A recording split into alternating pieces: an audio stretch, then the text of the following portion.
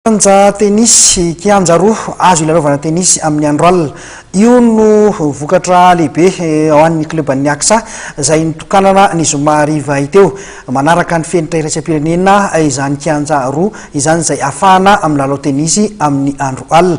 Tombony lehibe ho an'ireo ankizy mpianatra ny fisian'ity kianja ahafahana lalaovina amin'ny alina ity. Afaka andray lalao amin'ny alina manomboka zao ny kianjan'ny Aksa etsy Ambohidahy ho an'ny taranja tenisy. No niezaky ny mpikambana eo anivon'ny club an'ny Aksa dia kianja roa no mahafeno ny fenitra iraisam-pirenena ka afaka andray lalao amin'ny alina izay. Izao no natao hoy ny filoha mpitantana ny Aksa dia hanomezana vahana ireo mpianatra sy ireo tanora izay vitsy ny fotoana ahafahany milalao amin'ny atoandro. Ny atombiny androany moa zany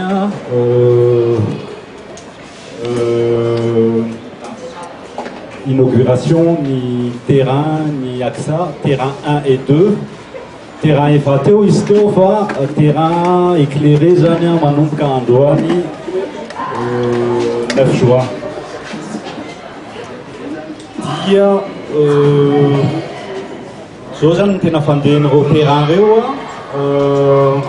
taloha efa nisy éclairage ihany taton'ny Aksa fa tsy aux normes l'éclairage. L'éclairage tao zany ton terrain numéro 1 ihany. De à la demande ni membre moa zany de amin'ny mandana comité nay itao anatin'ny projet hoe éclairer na terrain 1 et 2. Anisan'ny tao anaty projet nay de zao zany izy vita somatsara. Misy resaka teknika kely angamba momba ireo éclairage reo mitandrona enjehana zany amin'ny éclairage de hoe 300 lux zay mampa hoe homologué nazy par la norme ITF.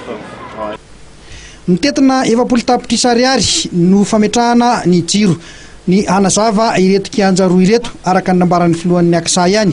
Ny zoma hariva teo no nitanterahana tetsy Ambohidahy ny lanonana fitokanana izao zava-bita izao notronon'ireo mpikambana maromaro avy eo amin'ny Aksa sy ny mpanohana azy ireo.